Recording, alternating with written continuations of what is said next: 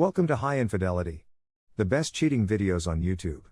If you enjoy this content, remember to subscribe and turn on notifications. Now let's get into the video. Wife of 8 years threw everything away.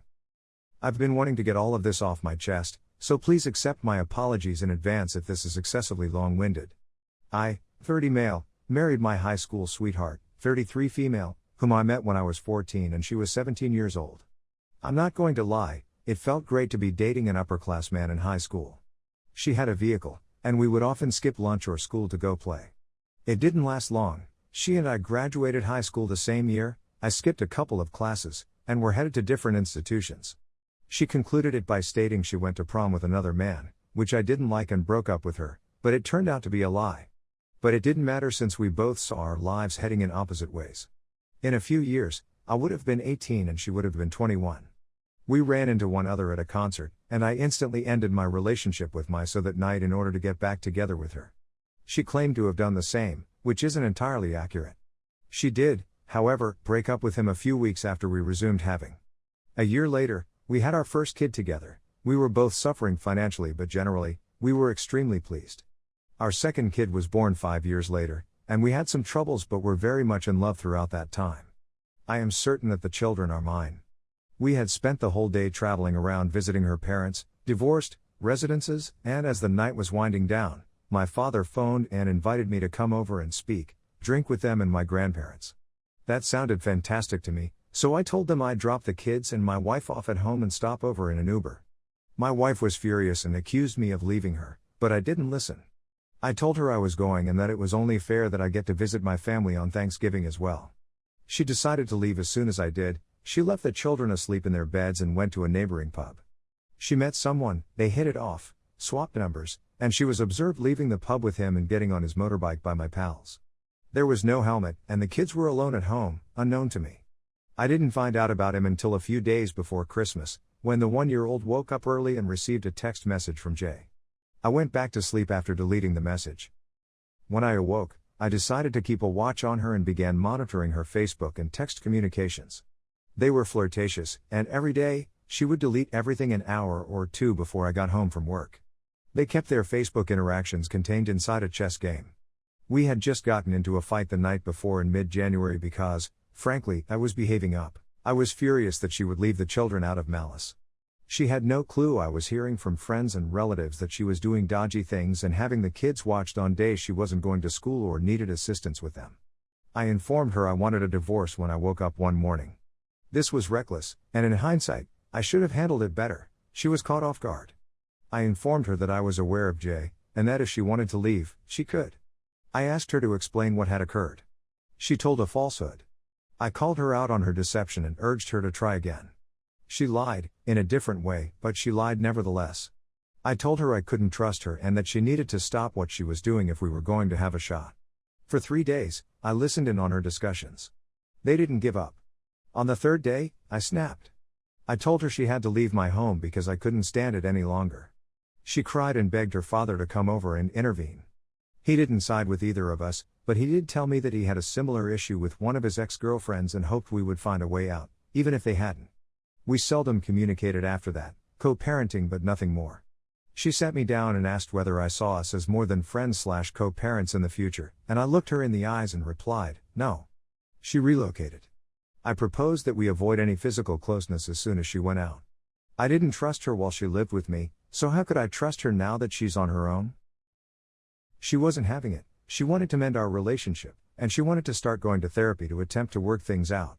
And it looked to be doing a lot of good. Until one day, after our 4th therapy session, she requested me to treat her the way one of our common friends would treat her, as if she were a friend who would never attempt anything with her. I told her it sounded like she had a new boyfriend, and that if that was the case, we were wasting our time/money trying to repair us. She accused me of spying on her, which I had not been doing, and demanded that I get my own Amazon account. Alright. So, screw it, I logged into the account and listened to the recorded voice commands to our Amazon devices. The night before therapy, she had been in her bedroom with another guy, requesting Alexa to play music. My stomach clenched. I went back in time. This man had been coming around on a regular basis. Great.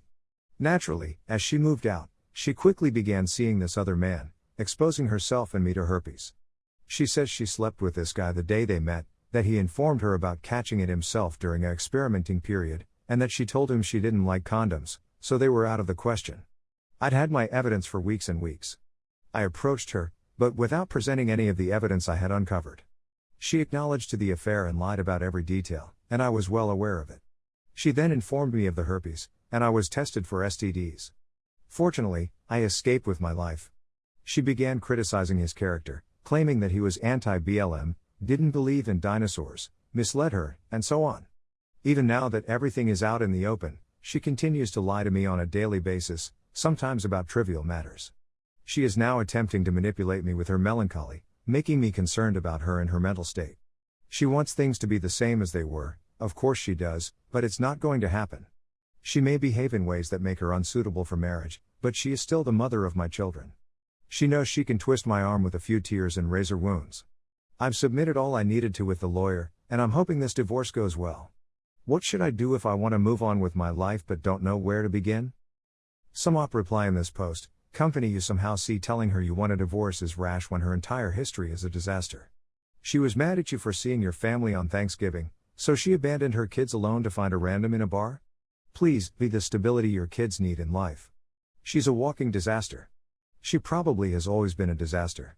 End counseling with her and get it alone for yourself. Put up an emotional wall where you no longer communicate about anything but divorce and children. Suggest even taking it to text or a parenting app. You need as much distance from her as possible, and you need to be the reliable parent that your kids need. You can't help her. She's broken. She can only help herself. And she won't even attempt with you in her life. That's been proven at this point. So focus on you and your healing and getting to a place of happiness for your children. Your wife is broke and you can't fix her. So fix yourself and help your kids heal in the process. Op.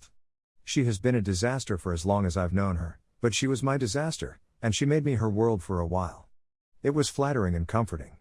Really, it was codependency, but I was young and stupid. Depending on who you ask, I still am. I'm going to IC and working on my own issues now. Nobody is perfect and basically everyone could use therapy in my opinion.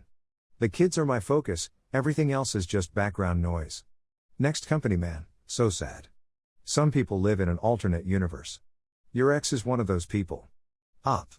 This is accurate. She has since told me she expected to move out for 6 months, then move back in. Wow. I'm a mom's boy. My mother is an awesome person and I love my relationship with her. I don't want to take that opportunity for my boys with their mom, but as this has gone on I'm more and more reluctant to have them spend time with her. I do not vilify her to them, but I don't lie and make her out to seem like she's great and awesome. My oldest knows there are problems, he's no fool. He won't know the details of what happened unless the SDBXW tries to vilify me. She thinks of me as the better parent, and won't likely fight me for the kids once school is back in. For the summer she wants 50-50, which is fine while the divorce is finalized. Thanks for reading.